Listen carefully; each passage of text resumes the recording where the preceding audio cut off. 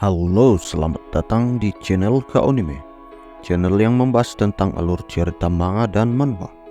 Tak usah berlama-lama lagi, langsung saja kita mulai pembahasannya. Gaspol. Pada pembahasan kali ini kita akan melanjutkan pembahasan dari manhwa The Academy jenis Swordsman part yang keempat. Di awal scene pada part kali ini kita melihat Ronan yang sedang berjalan bersama Asel. Dia kini berada di pinggiran kota bernama Hutan Shimoe. Dia sedang menelusuri peta yang diberikan oleh profesor sebelumnya. Tak lama setelah itu dia pun kini menemukan sesuatu yang dicarinya, yaitu mata air dari Fernando. Dijelaskan bahwa sumber mata air ini adalah mana yang tersebar di seluruh dunia tanpa alasan yang jelas dan berkumpul di satu tempat membentuk genangan air yang disebut mana vein. Dengan keberadaannya mana akan diserap oleh materi di sekitarnya. Sebuah batu biasa akan berubah menjadi batu mana tingkat tinggi dan rumput liar akan berubah menjadi ramuan obat yang ajaib. Itu terkenal karena memiliki efektivitas yang luar biasa. Nilainya sangat astronomis dan kebanyakan orang akan memperebutkannya. Tetapi Ronan berkata bahwa profesor itu sangat dermawan. Dia memberikan sesuatu seperti itu secara cuma-cuma untuk menetaskan satu telur. Lanjut Ronan pun bertanya kepada Asel, bagaimana menurutmu? Apa ada perasaan yang berbeda yang kau rasakan? Asel pun menjawab, ini pertama kalinya aku merasakan mana sebanyak ini menjadi padat dalam satu tempat. Dia juga mengatakan kalau di sini dia bisa dengan mudah mengeluarkan sihir dan ini jauh lebih kuat daripada yang biasanya. Tidak lama setelah itu telur yang ada di saku Ronan pun bereaksi. Tapi kali ini telur itu menyerap banyak magic power dengan kecepatan yang luar biasa. Ronan mengatakan bahwa sepertinya telur ini suka mana yang ada di sini. Tidak lama setelah itu Ronan pun mengingat apa yang telah dikatakan oleh Profesor Faren sebelumnya. Dia mengatakan bahwa banyak mana di sini dan ada banyak spesies fantasi yang datang dan bersarang di sini. Yang artinya walaupun itu adalah hewan biasa, tempat ini sangat bagus. Tapi yang membuat mereka heran kenapa tidak ada satupun binatang buas yang muncul di sana. Ini terlihat sangat mencurigakan. Ronan mengatakan bahwa kejadian ini di luar dugaan. Ini selalu terjadi kemanapun dia pergi. Dan Ronan pun mengatakan kepada Asel, bersiaplah. Karena aku mencium bau darah yang kuat di dekat sini. Dan ternyata firasat Ronan itu pun benar. Tiba-tiba beberapa anak panah melesat dengan cepat menuju ke arah mereka berdua. Ronan pun langsung menarik pedangnya dan menebas panah yang menuju ke arah mereka. Setelah melihat anak panah tersebut, dia pun langsung mengingat masa lalu. Dia berkata bahwa ini sama seperti yang kulihat sebelumnya. Diperlihatkan seorang pria berambut merah sedang memegang anak panah. Dia menjelaskan bahwa anak panah yang dipegangnya itu adalah anak panah yang spesial yang bisa dengan mudah menghancurkan kepala suatu makhluk seperti orc. Dia melanjutkan bahwa orang yang bisa menggunakan ini menyeratkan bahwa dia adalah seorang hunting dog dari sebuah organisasi yang bernama Karibolo. Scene pun kini berpindah ke masa sekarang. Ronan mengatakan kepada Asel, bersembunyilah di suatu tempat dan jangan sampai terlihat. Setelah mengatakan itu Ronan langsung melesat dengan secepat kilat. Dia langsung menuju ke tempat orang-orang yang menembakkan anak panah tadi. Tapi setelah sampai di sana nampaknya Ronan mencoba berbicara dengan mereka. Ronan mengatakan, aku adalah hunting dokter muda yang baru masuk ke cabang Damas. Namaku adalah Ahayute. Beberapa orang di sana pun mempertanyakan kebenarannya. Dia berkata bahwa, apa kau benar-benar seorang hunting dog? Ronan pun menjawab, iya, kenapa? Kau tidak percaya? Namun pemimpin dari kelompok itu mengatakan, kau pikir aku percaya kalau kau itu hunting dog? Orang sepertimu, bahkan kau datang tidak melalui dengan informan. Ronan dengan santai menjawab pernyataan tersebut. Kalau kau tidak percaya, kenapa kau tidak tanya saja kepada cabang Wolf? Pemimpin tersebut langsung menarik kerah baju Ronan dan dia berkata, apa aku harus mencabik-cabikmu? Dengan wajah kesal dia mengatakan itu. Ronan yang masih santai hanya menjawab, astaga, bahkan tanganmu punya kebiasaan buruk. Orang-orang seperti ini selalu berakhir dengan buruk. Kemudian bawahan dari pemimpin itu, seseorang yang menggunakan topeng berkata, hei, tenanglah, jangan mencurigainya, hanya karena dia masih remaja. Lagi pula sistem rank dan nama cabang hanya diketahui oleh kita, Karibolo. Di sini dijelaskan bahwa ada beberapa tingkatan di organisasi tersebut. Tingkatan terendah adalah wild dog, kemudian hunting dog, dan wolf, dan seterusnya ke atas, tapi belum ditunjukkan pada chapter ini. Lanjut, pria bertopeng itu mengatakan bahwa ayo kita pastikan dulu kepada bos. Namun tak lama setelah itu bosnya pun muncul. Dia berkata, "Sudah kubilang telusuri secara diam-diam. Ada keributan apa ini?" Sang bos dari cabang Demire bernama Beum pun muncul. Dia adalah sesosok laki-laki botak yang penuh luka di wajahnya. Pemimpin dari kelompok tadi yang berambut ungu langsung mengatakan kepada bosnya, "Kebetulan sekali bos, orang ini mengaku sebagai hunting dog dari cabang Damas." Si bos pun memastikan kembali kebenaran yang disampaikan oleh anggotanya itu, kemudian menanyakannya kembali kepada Ronan. Dia berkata bahwa, "Hei bocah, Ahayute dari cabang Damas, apakah benar?" Ronan menjawab bahwa itu adalah benar. Namun si pria kepala botak ini berkata, "Ini aneh, apa yang terjadi? Bagian dari jangkauan gunung ini seharusnya menjadi wilayah Demire." Namun dengan senyuman kecil Ronan menjawab, "Mungkin tidak, karena namaku bukan Ahayute." Seketika si botak itu pun menunjukkan ekspresi yang sangat kesal. Namun belum sempat bereaksi, anggotanya pun sudah ditebas oleh Ronan dan menyisahkan si rambut ungu bersama si botak ini. Setelah menebas anggota yang lain, Ronan pun langsung menerjang kepada si botak. Dia langsung mengibaskan pedangnya dan seketika kepala botak itu pun melayang. Si rambut ungu yang sedang ketakutan itu, yang tidak mengerti apa yang sedang terjadi, hanya bisa berteriak kesakitan karena tanpa dia sadari jari-jarinya yang memegang belati sudah terputus dari tangannya. Ronan mengancam pria itu dan berkata, "Sekarang kau akan menggambar lokasi dari semua cabang yang kau ketahui di balik halaman itu." Pria yang sedang ketakutan itu hanya bisa menuruti semua permintaan dari Ronan. Setelah dia memberikan gambaran kepada Ronan, dia mengatakan, "Jadi kau akan membiarkanku hidup kan?" Namun tiba-tiba saja Ronan menebas pria itu sehingga terbelah menjadi dua sembari berkata, "Tentu saja tidak." Kini Ronan sudah kembali ke tempat semula dan bertemu kembali dengan Asel.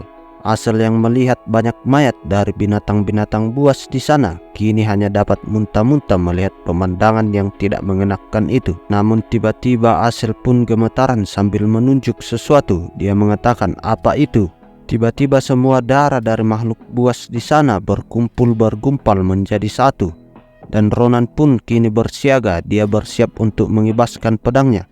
Namun sebelum itu terjadi, tiba-tiba telur yang dibawa keluar dari kantongnya dan menyerap semua darah yang ada di sana. Kejadian itu pun mengagetkan mereka berdua. Tak lama setelah telur itu menyerap darah-darah yang ada di sana, kini tiba-tiba cangkang dari telur tersebut mulai retak. Ini adalah tanda-tanda bahwa telur itu akan menetas. Kini muncul sosok burung mimpi yang mempunyai 4 sayap dan berwarna hitam, tiba-tiba menghantam hidung dari Ronan. Namun Asel mengatakan bahwa dia terlihat seperti naga. Kemudian Asel melanjutkan penjelasannya bahwa itu mirip dengan apa yang dia lihat dari buku. Ronan hanya terbengong sembari mengingat burung biru yang sebelumnya. Dia hanya mengatakan dalam hati dari mana burung itu menyerap mana sampai punya isi telur seperti ini. Tak lama setelah itu Ronan pun protes kepada peliharaannya tersebut karena tadi tiba-tiba burung itu memukul wajahnya. Namun seketika burung itu mengeluarkan cahaya sehingga cahaya tersebut memulihkan hidung Ronan yang tadinya terluka. Asel yang terkagum-kagum hanya bisa berkata, "Wow, sepertinya bayi ini bisa menggunakan healing magic." Saat mereka asik-asik berbincang, tiba-tiba burung mimpi dari Ronan langsung melesat. Dia sepertinya menyadari ada sesuatu di balik sana. Ternyata burung itu menyadari bahwa ada pesuruh dari cabang Demire bernama Balros. Si Balros ini melihat semua kejadian tadi dan kemudian berlari menjauh dari tempat itu. Namun sayang sekali, burung mimpi dari Ronan itu tidak membiarkannya kabur begitu saja. Dia mengejarnya dan langsung melancarkan serangan sehingga membuat kaki dari Balros pun kini berdarah. Namun sebelum itu menjadi lebih jauh, kini Ronan datang dan mengatakan kepada burung mimpinya itu bahwa itu sudah cukup, jangan membunuhnya. Ronan pun berkata, "Ya, aku sudah memikirkan nama dari burung mimpi ini. Aku akan menamainya Cita." Jadi di sini nama dari burung peliharaan Ronan ini bernama Cita. Jadi kita akan memanggilnya selanjutnya adalah Cita. Kemudian Ronan mengalihkan pandangannya kepada pria tersebut. Dia mengatakan bahwa kau tidak apa-apa Balros. Si Balros pun hanya bisa langsung berlutut dan mengucapkan terima kasih. Tapi seketika dia sadar dan heran bagaimana orang ini bisa mengetahui namaku. Namun kilas balik pun terjadi. Ternyata seseorang yang diingat oleh Ronan sebelumnya. Ternyata dia adalah Balros, orang yang ada di hadapannya kini. Si pria yang berambut merah sebelumnya. Scene pun kini berganti ke ibu kota kerajaan. Sini nampak Ronan sedang menjual sebotol air yang diambilnya dari mata air sebelumnya. Seketika ayah dari Maria yang melihat air itu langsung menawarnya dengan harga yang tinggi. Dan kini Asel pun berkata bahwa mereka tidak perlu mengkhawatirkan soal uang lagi. Namun Ronan mengatakan bahwa bagaimanapun juga kita berhutang budi pada Profesor Varen. Mereka berencana mengunjunginya, tetapi setelah sampai di kantor Profesor Varen, ada sebuah tulisan di pintu masuk ruangannya yang tertulis sedang dalam perjalanan bisnis.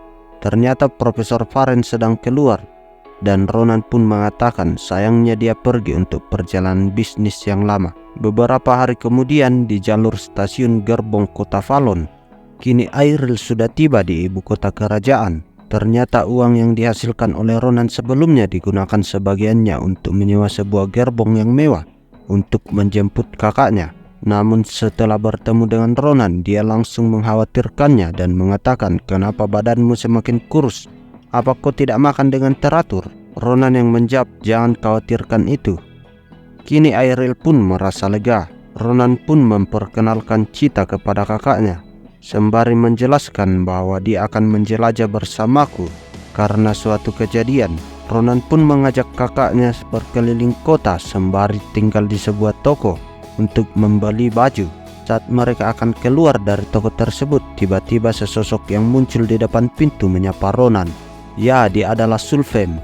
Ronan yang kaget dengan kejadian tersebut langsung berteriak dan mengatakan, kenapa kau muncul dari situ?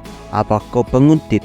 Sulfin hanya menjawab bahwa aku datang untuk mengambil pedang yang baru yang kupesan di sekitar tempat ini. Pedangku yang dulu menjadi cacat karenamu, dan aku kebetulan melihatmu, jadi aku menunggumu. Kini mereka berdua pun bersiap untuk bertarung. Tapi Airil langsung masuk di antara mereka dan melerai perkelahian tersebut. Airil langsung memarahi Ronan. Setelah itu dia meminta maaf kepada Sulfen. Dia mengatakan bahwa adikku memang punya mulut yang kotor, tapi dia anak yang baik. Tiba-tiba Sulfen terpesona dengan kecantikan Airil. Wajahnya mulai memerah. Dia bagaikan melihat seorang dewi. Sulfin yang salah tingkah hanya dapat mengatakan bahwa tidak, ini terjadi karena kurangnya kebijaksanaan saya. Semua yang terjadi adalah tanggung jawabku, jadi percayalah. Airil pun menjawab, melihat Ronan punya teman sepertimu, aku menjadi sangat senang, sembari memegang tangan Sulfin. Dia pun melanjutkan, tolong jaga adikku untuk kedepannya. Kini Sulfin yang sudah jatuh hati kepada kakak Ronan berkata, pertama-tama aku akan mengganti rugi untuk pedang Ronan. Tetapi aku tidak punya cukup emas sekarang, jadi ambil saja ini. Dia memberikan sebuah token kepada Ronan. Itu adalah bukti identifikasi keluarga Gracia. Sulfin pun melanjutkan bahwa kau bisa menggunakannya dimanapun di kekaisaran. Dan kalau kau ingin membeli pedang, pergi saja ke blacksmith di ujung jalan sebelah barat. Tempat itu dikenal sejak 500 tahun yang lalu. Jadi akan sulit untuk orang biasa masuk ke dalam, tapi dengan itu kau bisa masuk. Sembari pergi, Sulfin mengatakan bahwa aku berharap mereka membuatkan pedang yang bagus untukmu. Di hari berikutnya, kini Ronan sedang mengikuti acara penyambutan Akademi Pileon. Nampaknya acara itu dibuka oleh sang kepala sekolah akademi bernama Krava Kratir yang sebelumnya diperlihatkan di ruang pengujian. Saat Ronan masuk mendaftar ke akademi ini, sang kepala sekolah pun mengucapkan selamat datang kepada kalian semua. Namun Ronan yang menguap mengatakan bahwa acara ini sangatlah membosankan. Namun tiba-tiba kepala sekolah menjentikkan jari dan kemudian ada retakan yang muncul di langit. Tiba-tiba mereka semua berpindah ke sebuah tempat yang seperti koloseum. Dan kepala sekolah pun melanjutkan bahwa mari kita mulai pertemuan antara senior dan junior kita. Dijelaskan di sini bahwa pertemuan antara pelajar baru dan senior tahun kedua.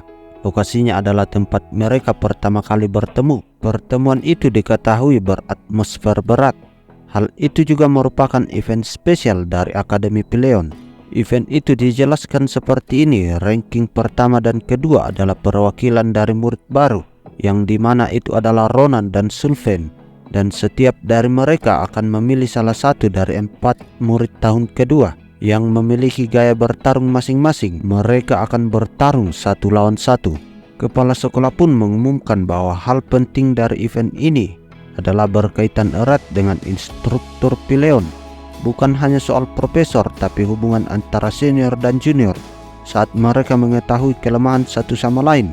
Aku yakin menilai satu sama lain dan melawan satu sama lain adalah pendidikan yang sebenarnya.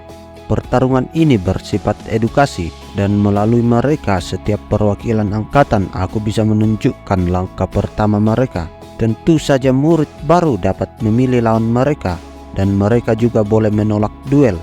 Jadi jangan merasa tertekan perwakilan murid baru, kalian bebas bersikap sesuai aturan. Ronan dengan wajah kesal mengatakan bahwa bertele-tele sekali. Pada dasarnya ini seperti perpeloncoan murid baru. Dijelaskan bahwa keempat orang itu berasal dari jurusan seni bela diri. Yang pertama adalah Nasdo, pria berambut pedang yang menggunakan senjata sebuah rapier. Kemudian yang kedua adalah pria yang berbadan besar bernama Braum. Dan kemudian ranking 3 bernama Karun, seseorang yang menggunakan seperti pedang panjang. Kemudian ranking 4 bernama Irina, seorang wanita berambut merah yang menggunakan 2 pedang kecil. Kini Ronan pun mengangkat tangan ke atas dan berkata, karena kami bebas memilih, saya ingin diajari oleh para senior yang terhormat. Dan dia berkata, tentu saja aku ingin melawan semuanya sekaligus. Tiba-tiba suasana di sana pun menjadi ricuh diakibatkan pernyataan Ronan barusan. Sang kepala sekolah berkata kepada instruktur Nabi Ross, bagaimana menurutmu soal usulan dari Ronan itu? Instruktur Nabi Ross hanya berkata, lakukan saja. Bukankah prinsip Peleon adalah jika memiliki kemampuan maka silakan lakukan apapun yang kau mau. Jadi siapapun yang akan memenangkan duel tersebut itu akan menyimpan arti yang besar untuk banyak orang. Jika situasinya menjadi kacau, aku akan menanganinya. Kepala sekolah yang mendengarkan jawaban dari instruktur Nabi Ross hanya dapat berkata, aku mengerti, kalau begitu usulan akan diterima. Kini diperlihatkan Ronan yang siap bertempur melawan 4 orang seniornya dari Akademi Peleon. Tak lupa sang kakak Airil pun menyemangati Ronan. Kini pertarungan pun dimulai. Pria berambut pirang itu pun langsung menerjang ke hadapan Ronan sembari menusukkan rapiernya. Ronan yang dengan santai menghindari hal tersebut. Ia berkata dalam hati bahwa mereka sangat hebat. Level mereka lebih tinggi dari Maria saat itu. Apa itu artinya 4 terkuat itu ada di level yang sangat tinggi? Kini Irina menerjang Ronan, menebaskan daggernya. Namun Ronan masih dapat menangkis serangan tersebut. Dan kemudian serangan itu dilanjutkan oleh Karun. Dia berkata, Irina menunduklah.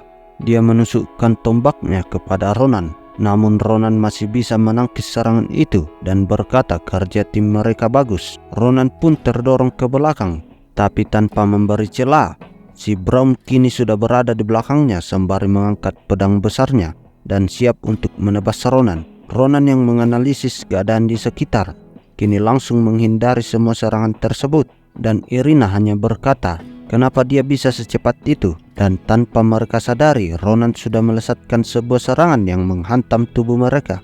Kini yang tersisa tinggal Braum yang menggunakan pedang besar. Mereka mencoba mengadu serangan, namun tiba-tiba Braum sadar bahwa teknik yang digunakan Ronan itu sama seperti milik instruktur Nabi Ross. Ronan pun langsung melancarkan serangan itu sehingga membuat pedang dari Braum pun hancur. Sembari tersenyum, Ronan berkata, terima kasih, aku sudah belajar banyak hari ini. Dan Ronan pun berhasil mengalahkan 4 senior dengan ranking tertinggi di tahun kedua itu. Pada scene awal pada chapter kali ini, diperlihatkan semua penonton bersorak melihat aksi dari Ronan, di mana Ronan mampu mengalahkan keempat seniornya seperti di part sebelumnya. Kini Ronan membungkukkan badan dan mengucapkan terima kasih kepada seniornya itu karena telah bertarung dengannya. Hal itu pun langsung ditanggapi positif oleh Braum, yang dimana dia langsung menggapai tangan Ronan dan mengangkatnya menandakan bahwa Ronan adalah sang pemenang. Braum hanya mengatakan itu tadi skill yang sangat hebat Ronan, dan Ronan pun menjawab. Senior juga terlihat berkobar dengan skillnya. Shin pun memperlihatkan sesosok wanita yang berambut ungu, entah siapa dia. Dan ini masih menjadi misteri. Dia hanya mengatakan, Ronan, kau orang yang sangat menarik. Jadi setelah pertarungan tadi, kini waktu sudah menunjukkan malam hari, dan mulainya diadakan acara Ramatama untuk penyambutan murid baru yang masuk ke Akademi Pileon. Ronan, Asel, dan Maria nampaknya duduk bersama sambil menikmati jamuan yang ada di depannya. Dan tidak lupa, Sulven pun juga ada di sana. Mereka mengobrol ringan sembari menikmati makanannya. Tapi saat asik-asiknya bercerita, tiba-tiba ada seseorang yang datang, yang masuk ke dalam ruangan tersebut. Wanita ini dikawal beberapa orang dengan aura yang sangat menggelegar menjadi pusat perhatian. Dia pun menghampiri Ronan yang sedang berbincang dengan Sulven. Namun Sulven langsung menjawabnya. Ada apa? Apa kau perlu sesuatu di sini? Akalusia. Jadi di sini kita mengetahui nama dari wanita berambut ungu ini. Dia bernama Akalusia, jadi kita panggil selanjutnya Lucia saja ya. Nampaknya Lucia juga ini adalah murid tahun pertama. Dia adalah ranking 1 di jurusan Magic. Dia pun menjawab perkataan dari Sulven. Jangan salah paham. Yang membuatku tertarik saat ini hanyalah Ronan. Ronan pun yang sedikit bengong hanya dapat berkata, aku. Sulven pun beranjak pergi dari tempat itu sembari berkata, urusanku sudah selesai di sini, lakukan saja sesukamu. Namun dengan sedikit gugup, Asel pun datang dan menarik baju dari Ronan. Dia berkata, orang itu adalah orang yang ada dalam babak pertama sebelumnya. Ronan pun menjawab, kau tidak perlu menjelaskannya lagi Asel. Diperlihatkan kilas balik saat Lucia bertarung di babak sebelumnya. Dia adalah pengguna magic dan bertarung sangat luar biasa. Lanjut, Lucia pun kini bertanya kepada Ronan, kamu pasti mengerti apa maksudku, benarkan Tuan Ronan? Dan Ronan hanya menjawab, aku tidak mengerti. Daripada itu, apa yang membawamu ke sini? Lucia pun menjawab, bakat yang kamu tunjukkan kali ini itu sangat menakjubkan. Jadi aku datang untuk menawarkan sesuatu kepadamu. Sesuatu yang bahkan tidak bisa diimpikan oleh penjahat kelas teri. Tawaran yang sangat spesial. Sembari menjulurkan tangannya dan memberikan sebuah liontin berwarna ungu. Ronan pun yang melihat itu hanya bisa terdiam dan mengatakan dalam hati, ini adalah undangan dari keluarga Akalusia. Kemudian kita dijelaskan lebih lanjut tentang keluarga Akalusia. Berbeda dengan kebanyakan bangsawan yang mengutamakan garis keturunan, mereka mengutamakan bakat di atas segalanya.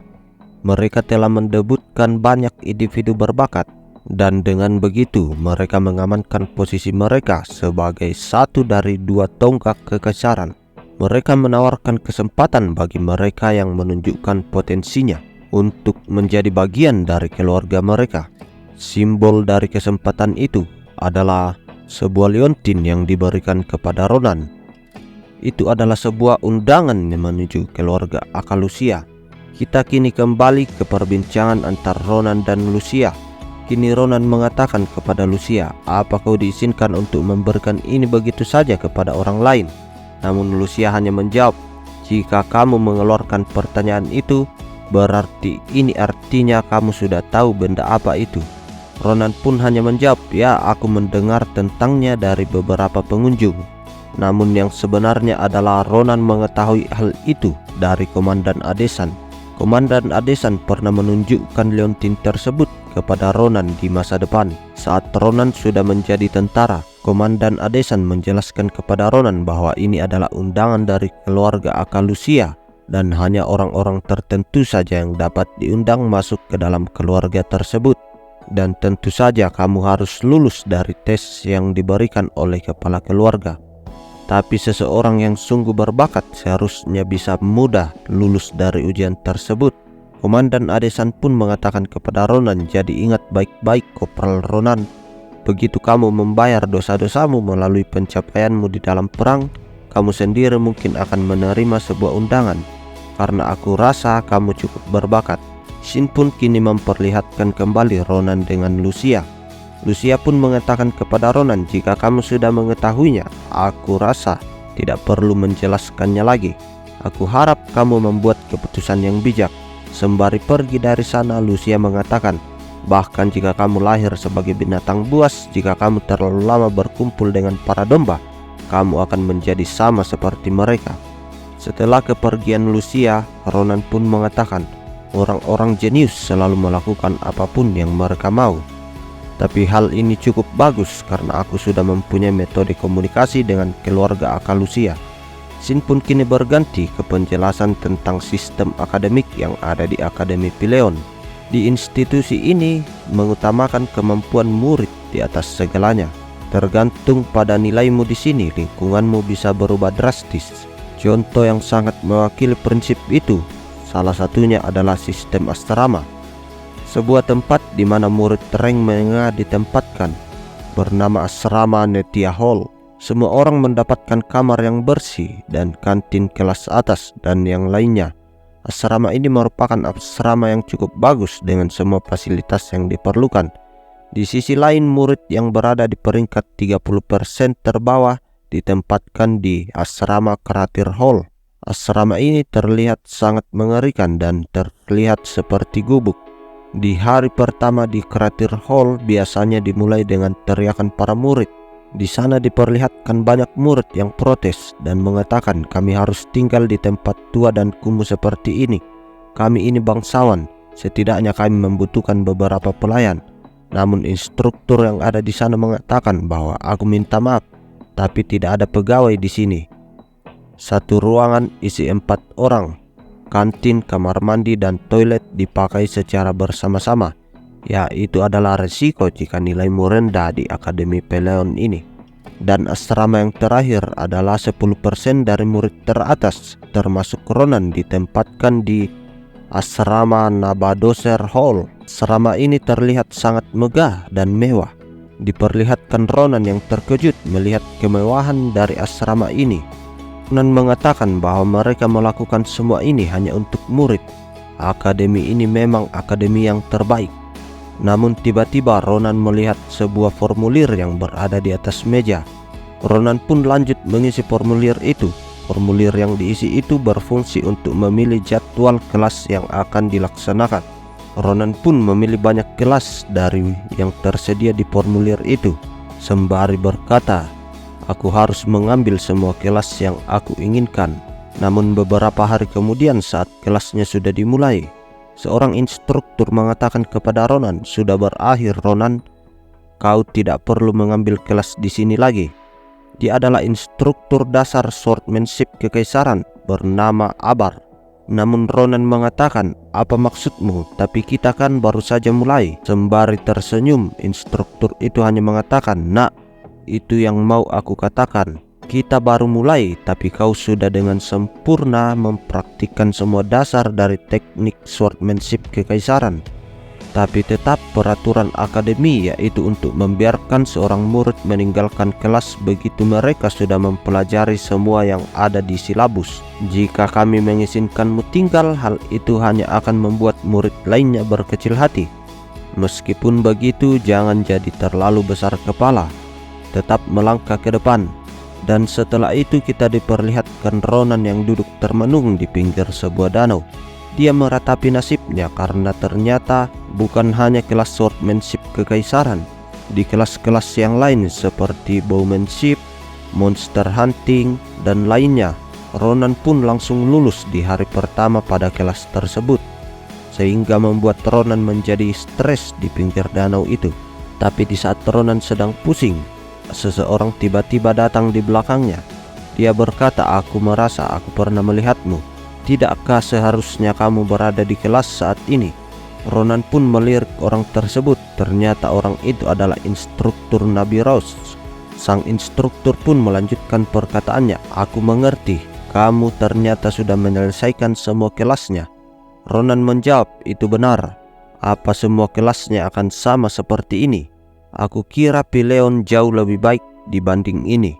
Namun instruktur Nabi Rose belum langsung menanggapi perkataan itu dan hanya mengatakan dalam hati, "Aku tahu semuanya hanyalah kelas tahun pertama, tapi sampai menyelesaikan semuanya di hari pertama, Ya, kurasa ini sudah seharusnya jika itu dilakukan oleh Ronan. Dia hanya butuh sekali melihat untuk meniru sebuah teknik. Sembari melepaskan pedangnya yang ada di punggungnya, instruktur Nabi Ross mengatakan, sebagai seorang instruktur Akademi Peleon, aku tidak bisa menutup sebelah mata. Serahkan pedangmu padaku. Ronan pun menyerahkan pedangnya kepadanya. Dan instruktur Nabi Ross melanjutkan perkataannya, aku akan mengajarkanmu pelajaran yang sangat penting ini.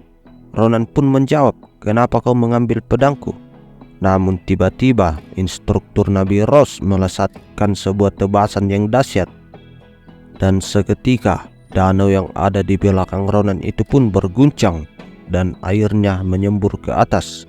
Ronan pun kaget dengan apa yang baru saja dilakukan oleh instruktur Nabi Ross.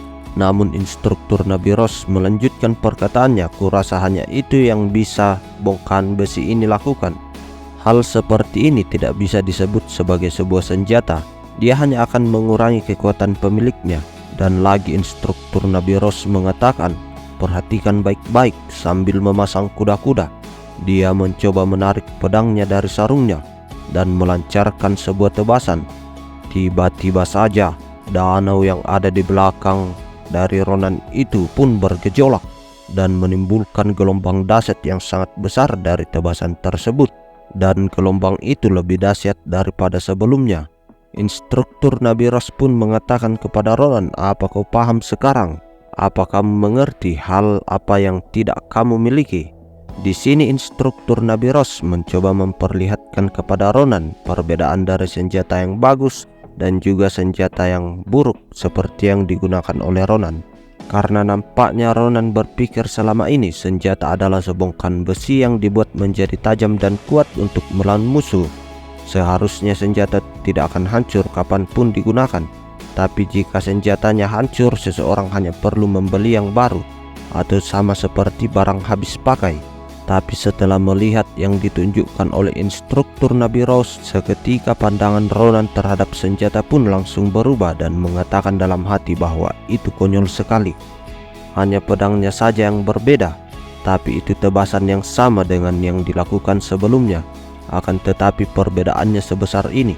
Instruktur Nabi Ross pun mengatakan, dalam sekali nafas dan sekali mengerahkan kekuatan dalam medan pertempuran di mana perbedaan sekecil apapun bisa berarti hidup dan mati. Menyia-nyiakan kekuatanmu sama saja mati dalam sekejap. Ditambah lagi jika kamu menggunakan mana, sangat penting menemukan senjata yang tepat untukmu. Tentu saja kamu tidak memahami ucapanku karena sepertinya kamu masih tidak tahu cara menggunakan mana. Ronan pun menjawab, jadi kau menyadari itu? Sang instruktur pun menimpali, ya meskipun bagiku cukup bagus, kamu bisa menunjukkan kemampuan sebesar itu tanpa mana. Tapi suatu hari nanti kamu harus menggunakan mana. Setidaknya untuk mengendalikan kekuatan itu dengan benar, kamu harus mempunyai senjatamu sendiri. Dan di sini instruktur Nabi Ross mengajak Ronan untuk mengikuti kelasnya. Ronan pun yang terkejut dengan hal itu mengatakan, apa itu bisa dilakukan? Namun instruktur mengatakan, bisa, awalnya hanya ada sedikit murid tahun kedua atau di atasnya yang boleh mengikuti kelasku. Tapi aku kini mengizinkanmu untuk ikut. Tapi datanglah dengan senjata yang pantas, bukan dengan bongkahan besi itu. Itu adalah persyaratan utama untuk mengikuti kelasku. Setelah kejadian itu beberapa hari pun berlalu. Kini Ronan mencoba pergi membeli sebuah senjata di tempat pandai besi yang disarankan oleh Sulfin sebelumnya. Dia ditemani Maria dan Asel. Namun setelah sampai di tempat pandai besi itu berada, mereka berpikir nampaknya itu jauh dari harapan karena dilihat dari bangunan luar tempat ini, bangunan ini seperti sudah mau roboh. Namun setelah itu mereka bertiga pun masuk ke dalam. Diperlihatkan bahwa sesosok pandai besi yang bekerja di situ adalah werewolf. Sang werewolf pun bertanya, apa yang membuat kalian datang kemari? Apa kalian tidak mau? Sebelum menyelesaikan perkataan itu, Ronan pun langsung menunjukkan token yang diberikan oleh Sulfin sebelumnya. Itu adalah token dari keluarga Gracia. Sembari menunjukkan token itu, Ronan pun berkata, Sulfin merekomendasikan tempat ini kepadaku. Dia bilang senjata-senjata di sini sangatlah bagus. Sang werewolf pun mengatakan, jadi apa yang mau kau lakukan? Bahkan jika kau menunjukkan plakat itu kepadaku, apa itu membuatku menjadi bagian dari keluarga Grancia? Dia pun mengatakan, aku tidak tahu dari mana informasinya bocor, tapi enyahlah nak, kami tidak menerima bocah-bocah seperti kalian sebagai pembeli. Tapi meskipun begitu, jika kau memang ingin membeli senjata dari kami, bukan berarti tidak ada cara untuk melakukannya. Si pandai besi pun menunjuk ke arah Asel dan mengatakan, jika aku mencabik salah satu lengan dari bocah kurus ini, mungkin aku akan berubah pikiran. Aku sedang lapar, jadi aku sangat menghargai kebaikannya. Namun tiba-tiba Ronan memasang wajah yang serius dan mengatakan, "Hei werewolf sialan, kau sudah kelewatan." Ronan pun langsung menghantamkan pedangnya tepat di perut werewolf itu. Werewolf itu pun langsung terdorong dan terlempar ke belakang. Ronan pun mengatakan, tidak heran ada sensasi tersengat yang tidak biasa. Dari mana datangnya armor yang kau kenakan itu? Ronan pun melanjutkan, ya itu tidak terlalu penting. Sekalian saja aku bisa menghancurkan semuanya. Namun si werewolf yang kini sudah bertekuk lutut sambil terbata-bata, dia mengatakan, Tunggu, tadi itu hanya ujian. Ronan pun mengatakan, ujian apa? Sang werewolf pun kembali mengatakan, itu benar. Di pandai besi kami prosedurnya yaitu pertama-tama memeriksa kemampuan orang yang kami temui untuk pertama kalinya. Dan aku juga ingin menguji armor transparan yang baru saja aku buat ini. Jadi aku sengaja memprovokasimu. Aku sama sekali tidak berniat melukai kalian. Namun Ronan mengatakan, itu hanya alasan klasik kan? Kau mau aku mempercayainya? Tetapi werewolf itu kembali berkata, jauh lebih aneh bagi pandai besi yang digunakan oleh keluarga Grancia jika dia tidak memiliki prosedur seperti ini. Jika kau masih tidak yakin, kau nanti bisa bertanya pada Sulfin. Namun Ronan hanya mengatakan, itu prosedur yang tepat untuk mati dengan cepat. Sembari tertawa canggung, si werewolf itu pun mengatakan, tidak seperti itu. Kali ini aku yang salah karena sudah berlebihan. Tapi maaf, untuk yang barusannya aku minta maaf jika aku membuatmu panik. Sang werewolf pun meminta maaf kepada Asel. Dia pun lanjut mengatakan, aku tidak makan manusia jadi jangan khawatir. Asel pun yang kini gugup mengatakan, aku paham, syukurlah kalau begitu. Kini lanjut werewolf itu pun memperkenalkan dirinya kepada Ronan. Ngomong-ngomong, namaku adalah Didikan. Jadi nama werewolf ini adalah Didikan, jadi kita panggil selanjutnya sebagai Didi. Lanjut, werewolf itu pun mengatakan, aku adalah murid di toko pandai besi ini, tapi kadang-kadang menjadi seorang penjaga pintu. Dan siapa namamu? Ronan pun memperkenalkan dirinya bahwa dia bernama Ronan. Setelah perkenalan itu, werewolf itu pun mengajak Ronan dan kawan-kawan masuk ke sebuah ruangan. Ternyata ruangan itu adalah sebuah elevator. Ternyata bangunan yang di atas tadi hanyalah sebuah kedok. Tetapi tempat pandai besi bekerja yang sebenarnya adalah di bawah tanah. Ternyata tepat di bawah kekesaran itu ada sebuah kota bernama Grand Cappadocia. Itu adalah kota bawah tanah, tempat berkumpulnya para pandai besi yang legendaris. Didi pun menjelaskan bahwa banyak dwarf yang bekerja sebagai pandai besi di sana. Namun Didi mengajak Ronan untuk pergi menempa senjata di tempat seorang yang terbaik di antara mereka semua. Dia adalah Elder Dwarf yang tinggal di sini. Dikatakan bahwa Elder ini sudah bekerja sebagai pandai besi selama 400 tahun. Didi pun melanjutkan bahwa orang tua ini agak sedikit keras kepala, tapi kemampuannya tidak tertandingi. Tiba-tiba Didi pun menendang pintu dari rumah pandai besi tersebut sembari berkata, apa yang kau lakukan Elder? Aku membawa tamu. Elder pun hanya menjawab, masuk dan membuat keributan. Apa kau itu Didi? Sudah aku bilang jangan berisik saat aku bekerja. Kau tidak mendengarkanku bajigur. Namun Didi hanya menjawab, mau bagaimana lagi, ada banyak senjata di depan pintu jadi aku tidak bisa membukanya. Jadi tolong bersihkan ini Elder Dorone. Jadi di sini Elder tersebut bernama Dorone. Jadi selanjutnya kita panggil Dorone saja. Lanjut, Elder Dorone pun mengatakan kepada Didi, oh ya, kau membawa tamu. Sepertinya mereka tidak buruk. Namun Didi hanya berkata, tentu saja, itu sudah pasti. Aku menguji dia. dan kemampuan pedangnya sangatlah hebat. Aku yakin kau akan terkejut saat melihatnya." Namun Dorone hanya berkata, "Oh, benarkah? Itu tidak terduga. Tapi dari penampilannya dia seperti anak kecil. Bagaimana kalau kau tunjukkan ilmu pedangmu padaku? Aku bisa tahu banyak hal dengan melihat." Ronan pun mencabut pedangnya dari sarungnya sembari berkata, "Baiklah, akan aku mulai." Namun sebelum Ronan menyelesaikan perkataannya itu, Elder Dorone pun langsung mengatakan, "Astaga, apa yang kau bawa ini?" Dia pun menghantamkan palunya kepada pedang Ronan. Pedang itu pun hancur.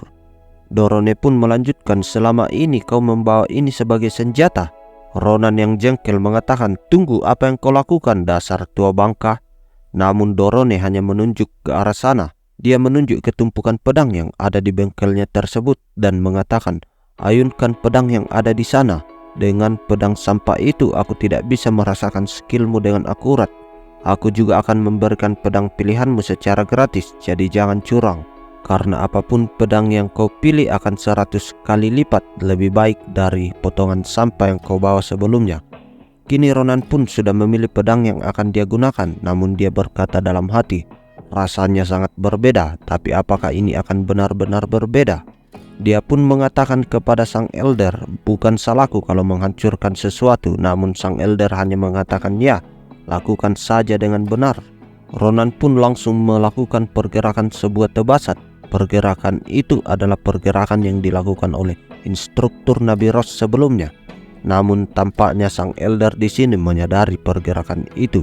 Seketika setelah Ronan melancarkan tebasan, terjadi ledakan di sana yang membuat orang kaget. Sembari bengong dan tidak menduga apa yang terjadi, Ronan hanya bisa mengatakan, "Apa yang terjadi? Niatku bukan begini."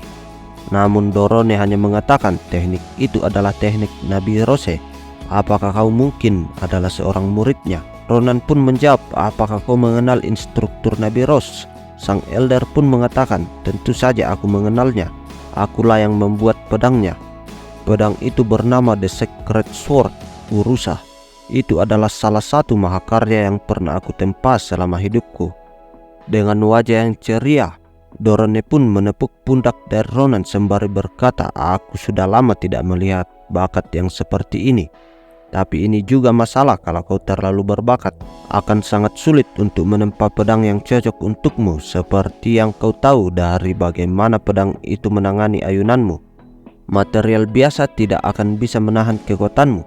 Aku memerlukan baja kelas tertinggi dan meleburkannya menjadi material yang spesial.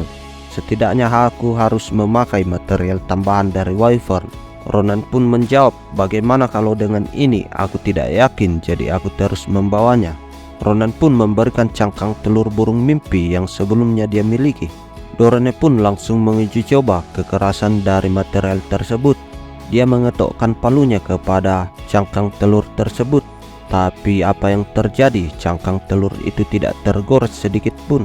Dengan mata yang bersinar-sinar, dia mengatakan kepada Ronan, "Apa boleh aku menggunakan material berharga ini?"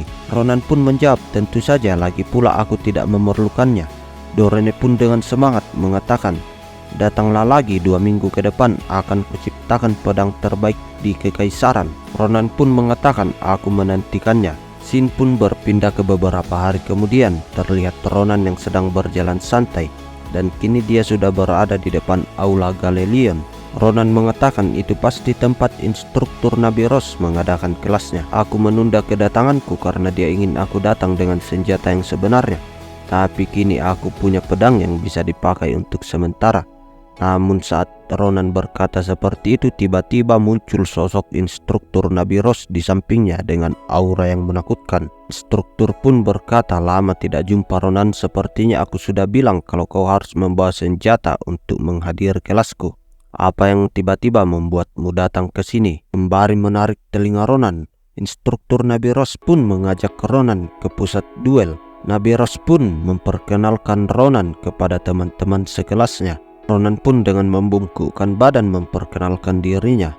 Tapi setelah Ronan memperkenalkan dirinya, para murid di sana berbisik-bisik dan mengatakan dia terlihat seperti bocah. Namun tiba-tiba saja pintu terbuka dan seseorang murid muncul. Dia mengatakan, "Maafkan karena aku terlambat." Ronan yang mendengarkan suara itu terkejut. Nampaknya Ronan mengenali siapa orang tersebut. Anak itu pun langsung menyapa Ronan. Dia berkata, "Senang bertemu denganmu. Aku adalah anak dari tahun kedua dari jurusan martial arts, asisten pengajar kelas ini. Namaku adalah Adesan." Ya, nampaknya wanita tersebut adalah komandan tertinggi di masa depan nanti. Dia adalah Adesan, seseorang yang akan menjadi jenderal tertinggi di masa depan dan memiliki julukan The Iron Lady. Ronan pun memulai latihannya di sana. Saat sedang berlatih, tiba-tiba ada seorang murid yang menantang Ronan untuk berduel. Dia adalah Kadran Oun, anak tahun ketiga. Dia mengatakan bahwa aku mendengar banyak cerita kalau kau sangat hebat saat acara penerimaan. Jadi dia ingin memanfaatkan kesempatan tersebut untuk belajar lebih banyak melalui duel dengan Ronan. Namun Ronan berkata, "Tapi saat ini aku harus memikirkan sesuatu. Bagaimana kalau nanti saja?" Namun si Kadran langsung berteriak sambil memanggil Komandan Adesan. Dia berkata, "Oi bodoh, bawakan aku tombak latihanku." Seketika Ronan yang melihat Komandan Adesan diperlakukan seperti itu, emosinya langsung tersulut dan berkata dalam hati, beraninya bajingan ini memanggilnya seperti itu. Namun kini Adesan datang membawakan tombak untuk Kardan. Namun si Kardan ini masih marah-marah dan mengatakan kepada Adesan, "Dasar bodoh, kenapa kau membawa tombak panjang? Aku sudah lama mengganti senjataku menjadi tombak pendek." Komandan Adesan yang mendengarkan hal itu hanya berkata, "Benarkah? Tolong maafkan aku. Aku tidak mengetahui hal tersebut." Si Kardan ini pun menghantamkan tombak itu ke kepala Adesan sembari berkata, "Kau bahkan tidak memenuhi syarat untuk menghadiri kelas ini. Kalau kau di sini setelah memohon pada instruktur, kau harusnya mengerjakan pekerjaan pelayanan juga. Apa kau tidak tahu malu?" Tiba-tiba Ronan memegang tombak dari si Kardan. Dengan wajah yang sangat emosi, Ronan pun berkata, "Ayo berduel, dasar keparat." Scene awal pada part kali ini memperlihatkan sang MC yang sedang tersulut emosi. Dia kini akan berduel dengan seniornya yang berada di kelas instruktur Nabi Rose.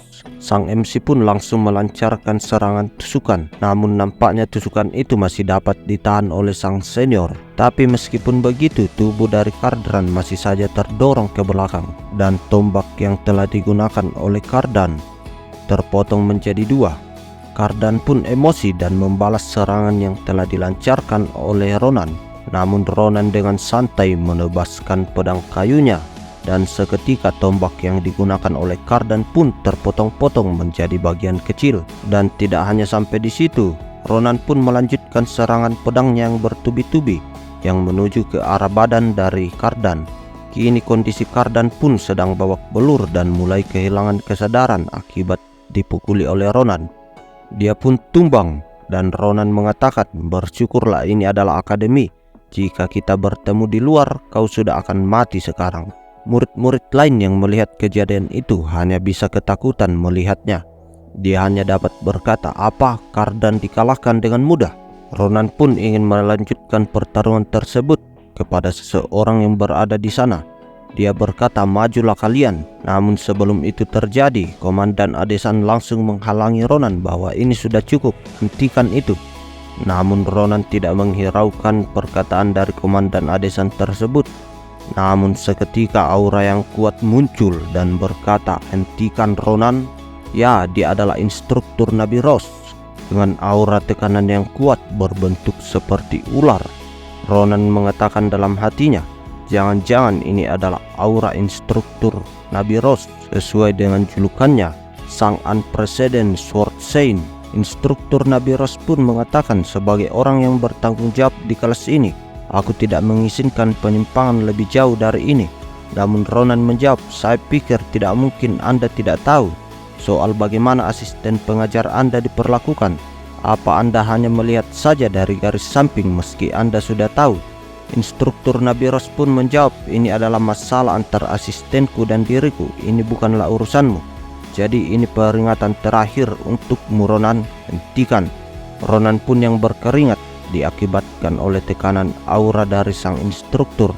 Dia berkata, "Meski Anda adalah sang Unprecedented Sword Saint atau apapun itu, Jawaban saya tetaplah sama, "Enyalah kau."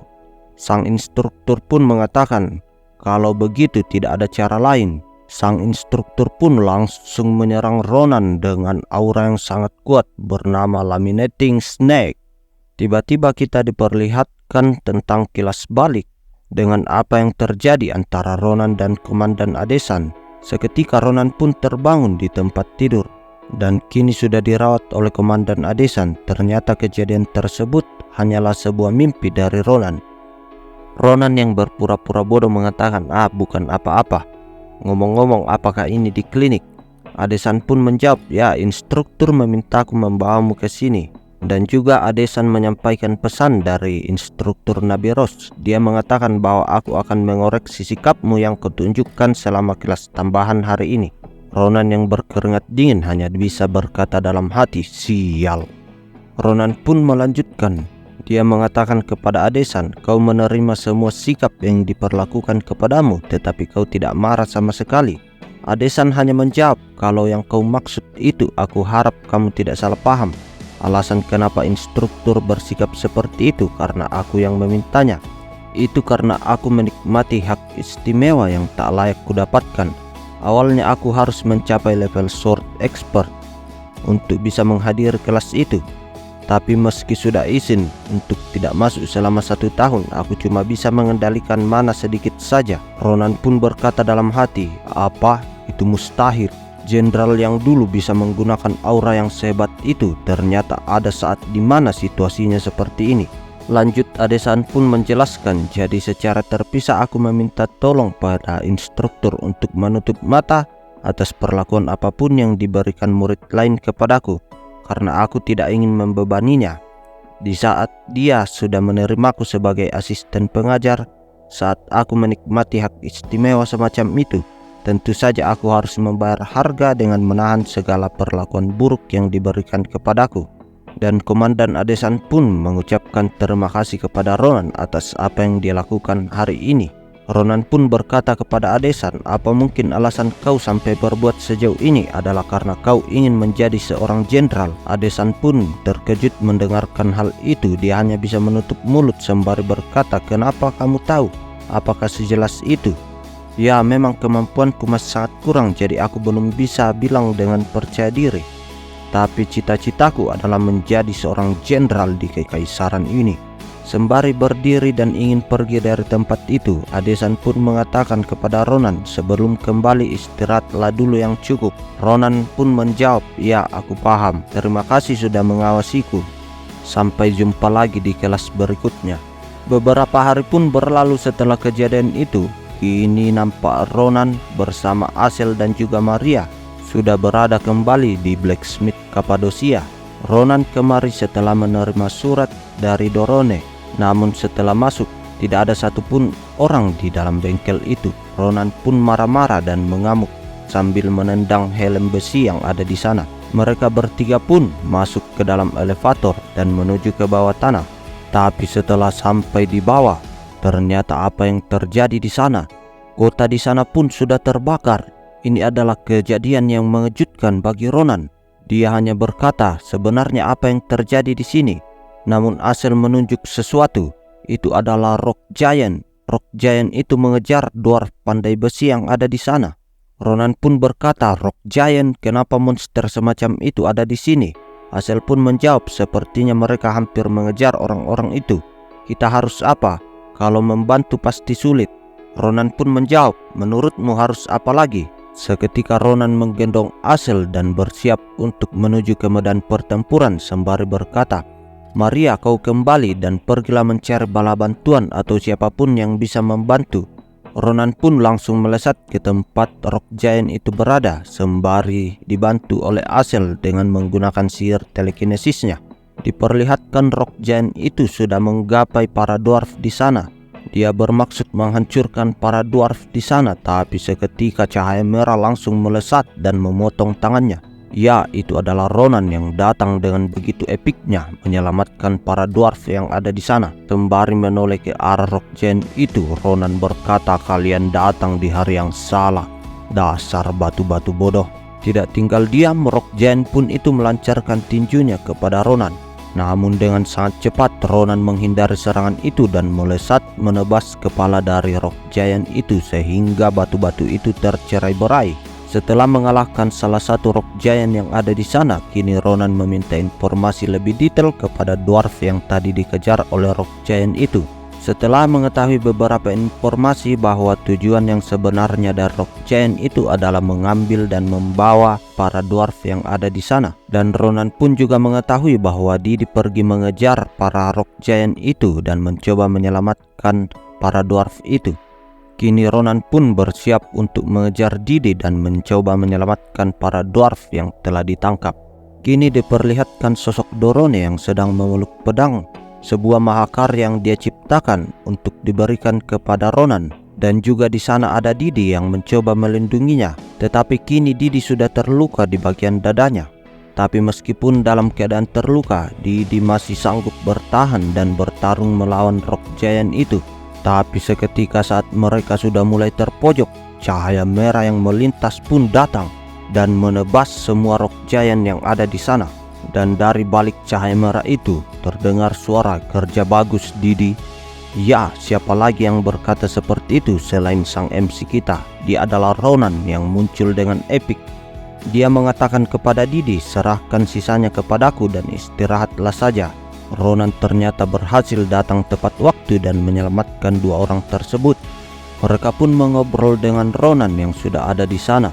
Tapi Ronan mempersingkat obrolan itu dan berkata, "Mari berhenti mengobrolnya sekarang dan berikan saja benda itu padaku, dasar Pak Tua Doron, karena aku tidak bisa menggunakan pedang ini lagi. Benda yang kau sebut magnum opus itu, bukankah itu pedangku?" Dorone seketika pun memberikan pedang itu kepada Ronan sembari berkata, "Ambillah ini, tetapi sarungnya belum selesai, jadi kau bisa langsung menggunakannya saja." Ronan pun yang mendapatkan pedang baru dari Doron hanya dapat mengucapkan terima kasih. Dan kemudian dia berkata, "Lalu haruskah kita memeriksa seberapa bagus pedang ini?" Ronan pun langsung melesatkan sebuah tebasan yang dahsyat dan menghancurkan banyak dari Rock Giant yang ada di sana. Seketika mata dari Dorone pun berbinar-binar melihat sesuatu yang menakjubkan itu terjadi di depan matanya. Ronan sendiri tidak menduga hal itu akan terjadi dan dia mengatakan, "Apa-apaan ini?" Doron pun berkata, "Bagaimana menurutmu Ronan, apa kau suka dengan pedang itu?" Lanjut Dorone pun menjelaskan kepada Ronan bahwa pedang itu sangat ringan, sampai-sampai kau tidak bisa merasakan berat dari pedangnya. Tetapi kekokohannya melebihi mithril, jadi pedang ini bisa menahan segala jenis ilmu berpedang. Ditambah lagi aku tidak menambahkan enhancement apapun pada pedangnya. Tetapi selagi dia menyerap darah, pedang ini memiliki sifat self regeneration. Jadi pedang itu dapat memperbaiki dirinya sendiri dengan cara menyerap darah dari musuh-musuhnya, sehingga pedang ini tidak mungkin lagi rusak. Ronan yang kagum akan hal itu hanya dapat berkata, "Kau lebih hebat dari dugaanku, Pak Tua." Dorone pun menjawab, "Syukurlah jika kau menyukainya." Didi pun mengatakan, "Ayo kita segera pergi dari sini, kita sudah ada di garis terdepan, jadi harusnya tidak ada orang lagi yang tersisa." Ronan mengatakan, "Ah, begitukah? Pas sekali, sebaiknya kau membawa Pak Tua dan pergilah duluan. Ada yang harus aku pastikan dulu." Didi menjawab, "Memastikan sesuatu?" Namun Ronan menimpali, "Ya, itu tidak banyak, tetapi aku rasa ada tikus bajingan yang bersembunyi di sini." Jadi Ronan berencana untuk mengatasi akar dari masalah tersebut. Setelah menyelamatkan para dwarf yang ada di sana, mereka pun berpisah dengan Ronan. Ronan kini lanjut menelusuri lebih dalam gua tersebut. Kini Ronan semakin yakin karena setelah menemukan jejak kaki manusia yang ada di sana, ditambah lagi dia menemukan ada batu pendeteksi mana untuk penjagaan yang ada di sana. Mereka sungguh merencanakan ini jauh ke depannya. Ketika Ronan sudah cukup jauh di dalam gua itu, dia mendengarkan ada sebuah suara. Kemudian dia menelusuri asal suara itu, kemudian dia bersembunyi di balik dinding. Kemudian dia melihat sesuatu yang mengagetkan. Dia melihat ada bongkahan batu yang sangat besar dan ada dua orang yang berjubah putih. Nampaknya kedua orang itu adalah si pelaku dari insiden ini. Ronan yang masih duduk terdiam di balik batu dan mendengarkan perbincangan orang tersebut. Tapi nampaknya kedua orang tersebut sadar bahwa ada penyusup di sana. Si pria berjubah putih itu langsung melesatkan serangan kepada Ronan berupa sihir api yang besar, dan serangan itu menimbulkan efek ledakan yang cukup dahsyat. Namun nampaknya Ronan masih bisa selamat dari serangan itu. Kemudian si pria rambut putih itu berkata, nampaknya kau tamu yang tidak terduga. Siapa kau, anak kecil? Tetapi abaikan saja. Menilai dari caramu menghindarinya, kau kelihatannya seperti orang yang cukup gesit.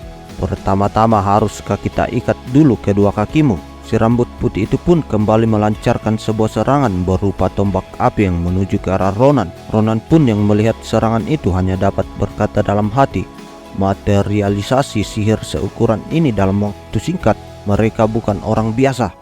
Setelah serangan itu dilancarkan, Ronan pun berkata kepada mereka, siapa kalian? Tidak peduli seberapa bergairahnya hubungan kalian itu, datang ke tempat ini bukanlah tindakan yang benar. Namun si pria berambut putih itu hanya tertawa sembari berkata, benar, kau harusnya bersikap seperti ini agar tidak terasa sia-sia saja untuk membunuhmu.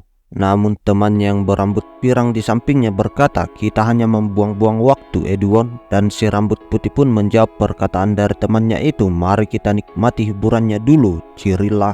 Jadi dari perkataan mereka kita tahu bahwa nama dari pria berambut putih itu adalah Edwon, dan kemudian wanita yang berambut pirang itu adalah Cirilla. Namun sembari tertawa, Edwon pun mengatakan, bukankah tidak banyak waktu yang tersisa, hari di mana kekasaran ini terkubur dalam cahaya bintang. Seketika Ronan pun terkejut mendengarkan hal itu. Dia langsung mengingat apa yang akan terjadi di masa depan nanti. Ternyata ini berhubungan dengan kemunculan dari raksasa Ahayute yang disebut-sebut sebagai kemunculan dalam cahaya bintang. Dan Ronan pun berkata, apa katamu barusan? Apa kau mengatakan hal itu dan tahu apa artinya? Dengan wajah yang sangat emosi, Ronan pun mengatakan, dasar tikus bajingan, kalian berdua harus ikut bersamaku, karena tampaknya aku punya banyak pertanyaan untuk kalian jawab. Edwon pun hanya mengatakan, apa anak kecil ini sudah gila? Kau akan menangkap kami? Hei nak, apa kau rasa itu mungkin? Ronan pun langsung menjawab, ya, sembari menerjang Edwon dan menebas salah satu lengannya. Kini salah satu lengan dari Edwon sudah terpotong dan nampaknya tubuhnya pun sudah terbagi menjadi dua. Cirilla yang terkejut dengan hal itu hanya bisa berkata dalam hati, apa?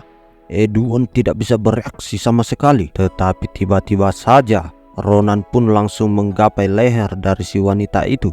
Sembari dia berkata, Nona, mulai dari titik ini, ide yang bagus untuk menjawab pertanyaanku, kecuali kau ingin bernasib sama dengan temanmu. Namun tidak mau menyerah begitu saja, Cirilla mencoba melakukan perlawanan dan menggunakan sihir mana shield. Namun Ron mengatakan, baiklah, jadi kau tidak mau cara yang mudah ya? Ronan pun langsung melancarkan serangan dan menebas-nebas mana shield dari Cirilla itu sehingga hancur lebur. Dan kini Ronan sudah berada di atas Cirilla sembari menusuk pundaknya. Cirilla yang tidak dapat merespon pergerakan dari Ronan kini hanya dapat memuntahkan darah dari mulutnya. Ronan pun mengatakan, lihat dirimu, kau setengah elf kan? Setengah elf berkeliaran dengan seseorang bajingan. Siapa sebenarnya kalian?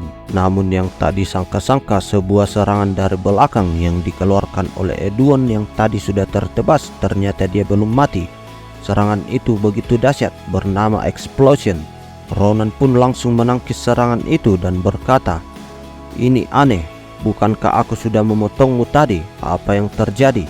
Kini diperlihatkan tubuh dari Edwon yang sudah beregenerasi. Tubuhnya kini tampak seperti kumpulan akar kayu yang sedang beregenerasi. Dengan ekspresi yang sangat marah, Edwon berkata, menjauhlah dari wanita itu, dasar bajingan busuk. Ronan pun mengatakan, kau belum paham situasinya ya? Sembari dia menancapkan lagi pedangnya ke paha si wanita tersebut. Ronan pun melanjutkan bahwa kalian sudah tamat. Cepat putuskan, apa kalian akan ikut denganku atau aku akan memotong bagian lain dari elf ini. Apakah tubuhnya bisa tumbuh sama sepertimu? Edwon pun hanya bisa berkata melihat keadaan itu, baiklah, aku akan mengikutimu. Ronan pun berkata, pilihan yang bagus. Aku juga sudah cukup melihat darah. Repot juga kalau kau mati. Tetapi setelah menarik pedangnya, Ronan pun melihat wanita itu. dan berkata dalam hati, kenapa wanita ini tersenyum? Sebuah telapak tangan yang besar datang dari belakang Ronan dan menghantamnya. Ronan masih sempat menangkis serangan itu, tetapi serangan itu membuat tubuh Ronan terlempar dan terhempas jauh, sehingga menabrak dinding di sana. Ternyata basa-basi tadi yang dikatakan oleh Edwon adalah cara untuk memberikan waktu kepada Kirilla untuk menghidupkan raksasa tadi. Lanjut, Kirilla pun berkata, aku hanya bisa menghidupkan tangannya, tapi orang itu sudah pasti terluka parah. Edwon pun menjawab, kau harus pergi ke gereja dulu melaporkan situasinya. Aku mau melihat bajingan itu sampai akhir. Tapi sebelum Kirilla bisa pergi dari sana, Ronan pun langsung bangkit dan melesatkan serangan yang bertubi-tubi, sehingga membuat tubuh Edwon tercincang dan terpotong seperti orang yang dimutilasi. Ronan pun berkata, aku sudah bilang sebelumnya, aku punya banyak pertanyaan. Namun kini Kirilla kembali mencoba melakukan sesuatu. Dia membuka sebuah gulungan yang memunculkan sirkuit sihir di sana. Tetapi Ronan berkata, aku tidak akan pernah menyerah dan tidak akan membiarkan kalian kabur. Tetapi tiba-tiba saja tubuh dari Ronan tidak mau merespon. Nampaknya Ronan sudah mengalami luka yang cukup berat, dan Ronan pun kini berlutut sembari menancapkan pedangnya ke tanah agar dirinya tidak ambruk jatuh. Namun Kirilla memanfaatkan kesempatan itu dan membuka gerbang teleportasi. Sebelum pergi, Kirilla mengatakan, akan kucari tahu segalanya tentangmu dan mengambilnya darimu, temanmu, keluargamu, dan semua yang kau cintai sepanjang hidupmu. Ronan pun yang tertegun dan sudah tidak berdaya mengatakan dalam hati, tidak. Akhirnya aku menemukan sebuah petunjuk. Aku tidak bisa membiarkannya pergi seperti ini. Semuanya akan jadi seperti saat itu lagi. Berhenti, berhenti. Dan seketika ruangan itu dipenuhi aura hijau pekat yang membuat diri Kirilla jadi tertegun terdiam. Dan tiba-tiba terdengar suara, aku juga punya banyak pertanyaan. Pertama, biar ku pastikan dulu, apa itu kau? Orang yang sudah berani bermain-main dengan muridku. Ya, dan sesosok yang berbicara tadi adalah instruktur Nabi Ros yang muncul dengan aura yang begitu menakutkan sehingga membuat tubuh orang di sana menjadi tertegun dan terdiam. Dan itu adalah panel terakhir dari chapter kali ini. Bagaimana Mas Bro? Ceritanya makin seru saja kan? Tetapi manhwa ini sudah mentok pada chapter 27. Jadi kita akan membahas lebih jauh tentang manhwa ini jika sudah terbit beberapa chapter ke depan nantinya. Jadi tetap pantau channel ini ya Mas Bro untuk mendapatkan cerita-cerita selanjutnya dan juga cerita menarik lainnya. Salam KO Nime.